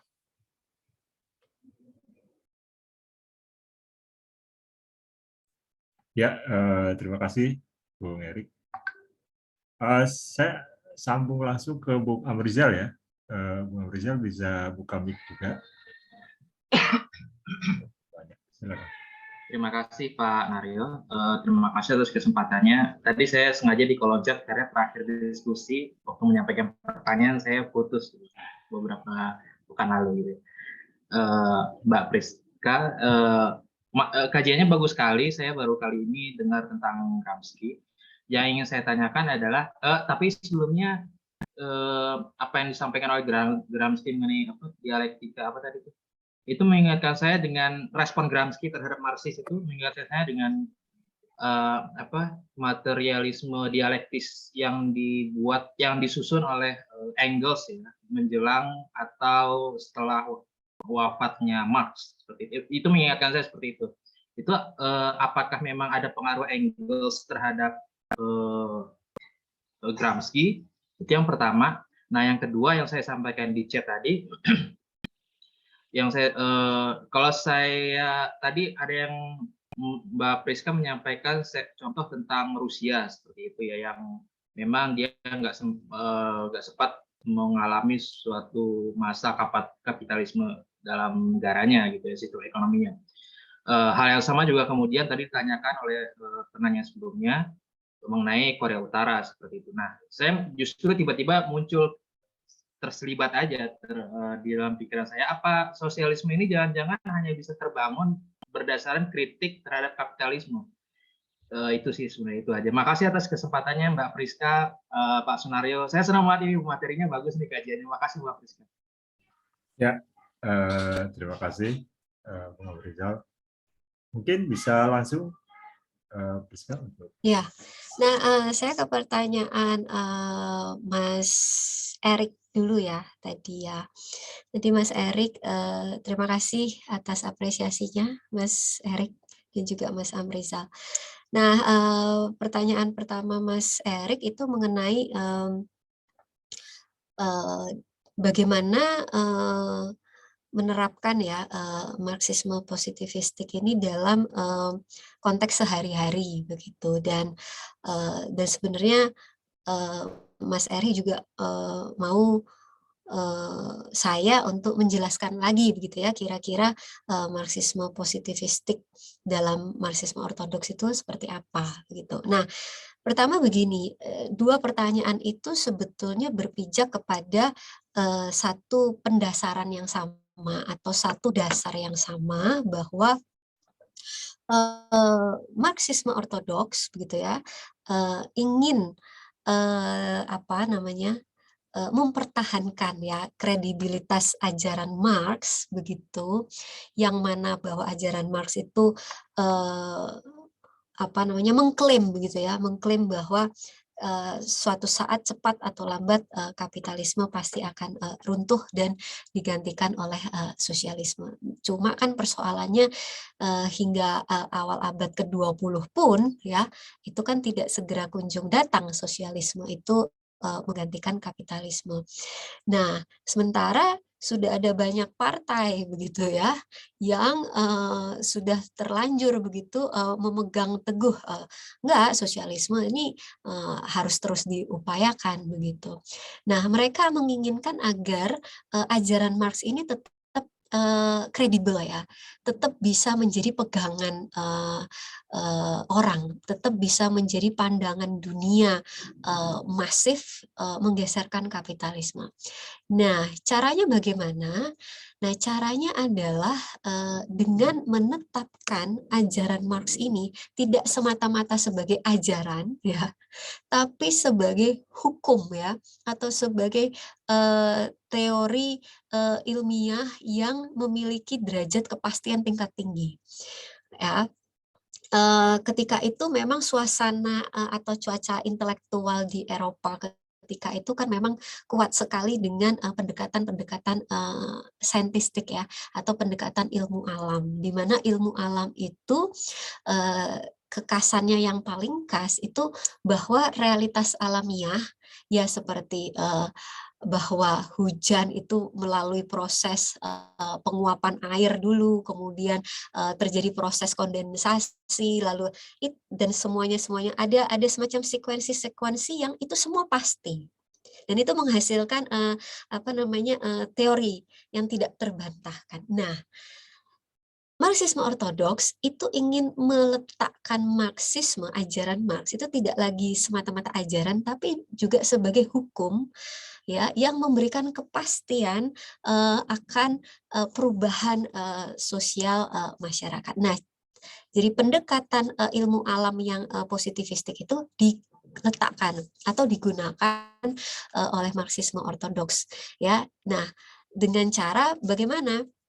Mengambil kontradiksi atau konflik internal kapitalisme itu sebagai faktor penyebab utama, tunggal, mutlak yang tidak tergantikan begitu sebagai faktor yang menentukan satu-satunya perubahan sosial masyarakat. Nah, mereka ingin meringkus ya, atau mereduksi ya Marxisme ini menjadi suatu hukum alam ya, dalam tanda kutip ya, tapi dalam konteks realitas sosial. Padahal sebenarnya bukan itu yang menjadi spirit dari Marx. Marx tidak memiliki ambisi ya, seperti Marxisme ortodoks untuk menempatkan ajarannya itu setara dengan hukum evolusioner Charles Darwin misalkan, atau setara dengan hukum gravitasi Isaac Newton. Enggak.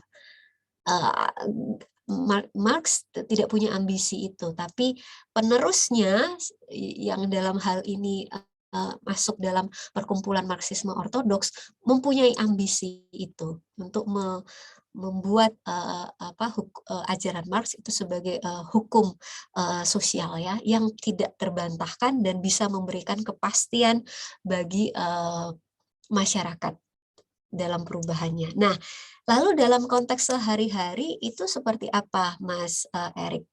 Dengan cara berpikir seperti itu, ada dua hal. Pertama adalah yang paling sederhana, bisa saja kita ini kan memang dari pemahaman positivistik ini ya, itu kan memiliki ambisi untuk selalu punya pegangan yang pasti ya.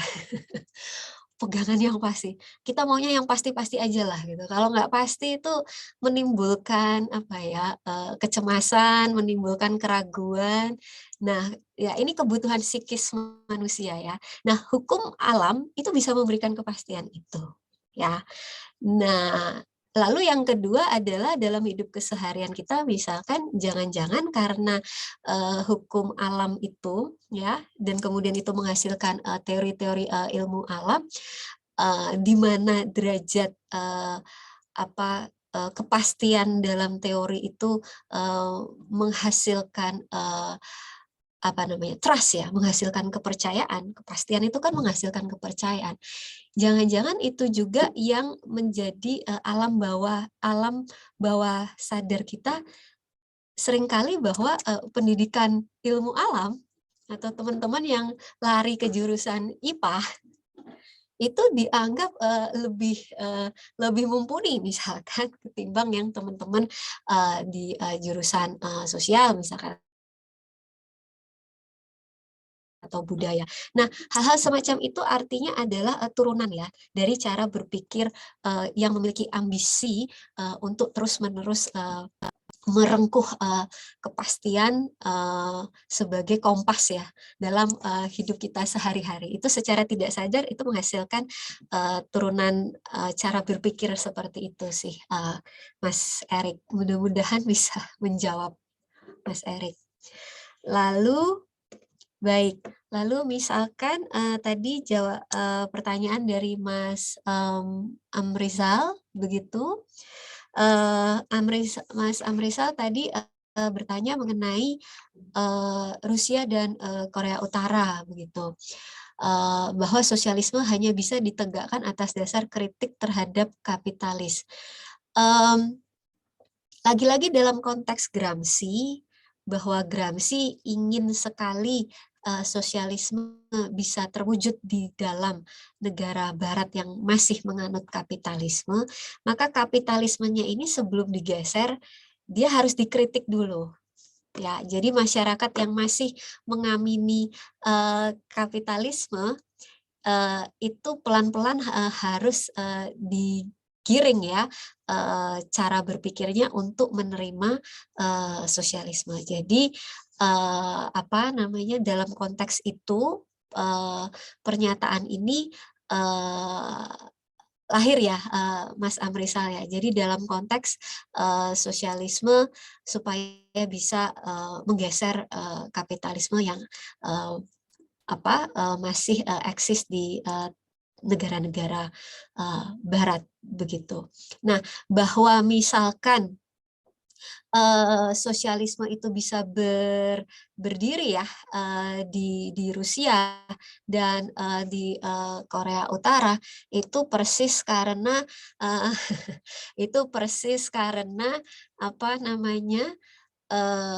kedua negara tersebut sampai hari ini belum secara resmi ya mendeklarasikan bahwa ya kami negara demokratis yang menganut kapitalisme, seperti itu, Mas Rizal, kira-kira. Nah, lalu tadi kalau nggak salah juga menanyakan mengenai materialisme dialektis yang dirumuskan oleh Engels, sahabat Marx. Nah, yang membedakan pada istilah di belakangnya, Mas. Yang satu dialektis, yang satu historis ya. Nah, kalau Marx itu dengan materialisme historisnya itu ingin mengatakan bahwa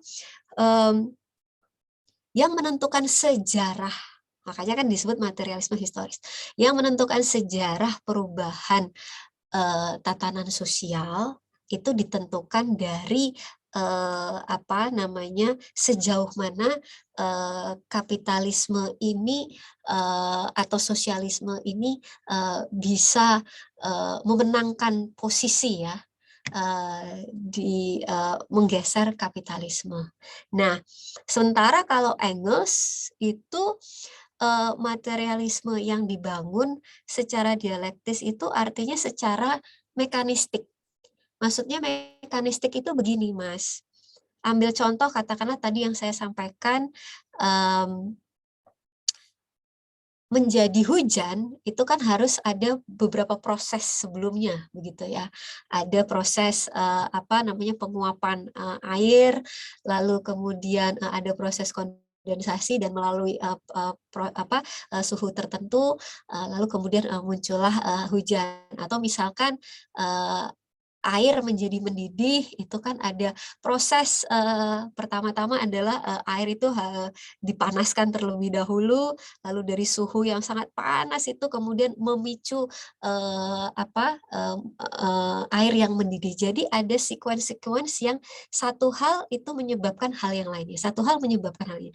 Itu tidak ditemukan di pemikiran Marx.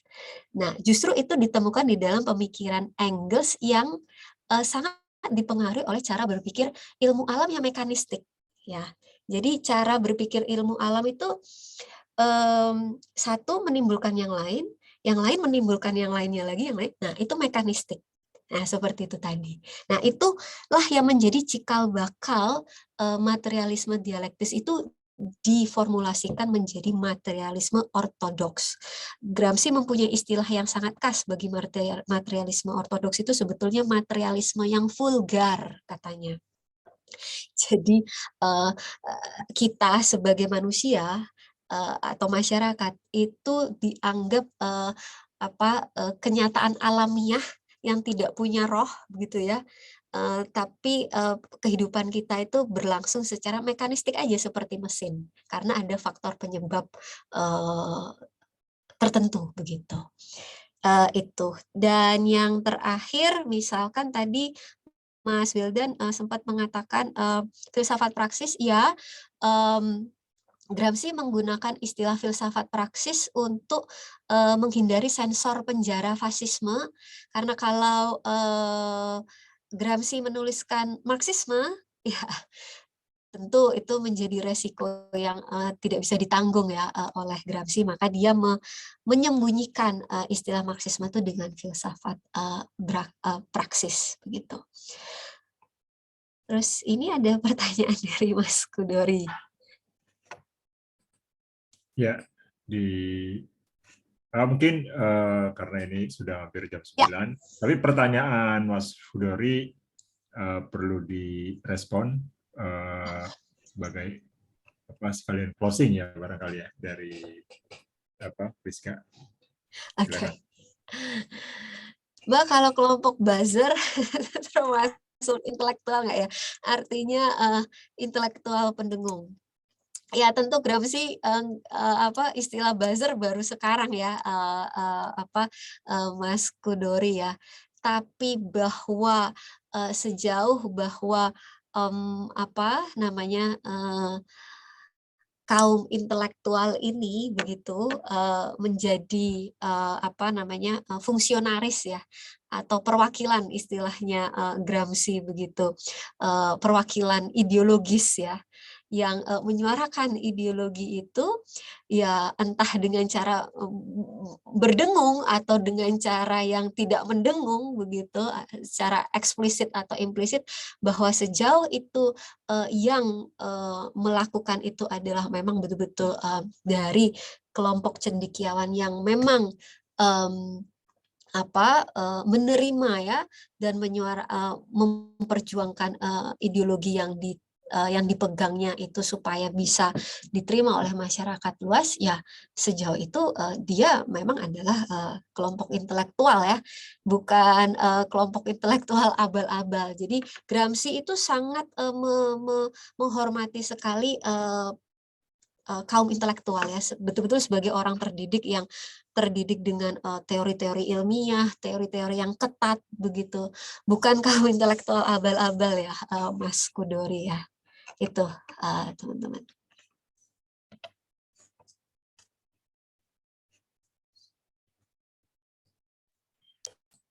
Ya, oke, terima kasih Atta Halilintar ya. Terima kasih untuk teman-teman semua yang sudah memperkaya ya diskusi kita dengan pertanyaan dan juga komentar-komentar serta relevansi mungkin dalam konteks kita hari ini. Dan tentu saja terima kasih besar-besarnya buat Mbak Priska sudah sharing pada kita semua. Kita akan ketemu lagi dalam kolokium 2 mingguan MFI minggu depan. Jadi ini memang yang harusnya 2 mingguan itu minggu depan, itu ada diskusi tentang epistemologi Jainisme ya, dari salah satu narasumber kita yang akan sharing itu Raino Praditya. Saya rasa kita bisa cukupkan diskusi kita malam ini tentang Gramsci dan konsep hegemoninya. Mudah-mudahan bermanfaat buat teman-teman semua. Dan sekali lagi terima kasih untuk semuanya. Sampai ketemu lagi minggu depan. Saya akhiri. Assalamualaikum warahmatullahi wabarakatuh. Selamat malam. Terima kasih semuanya. Terima kasih.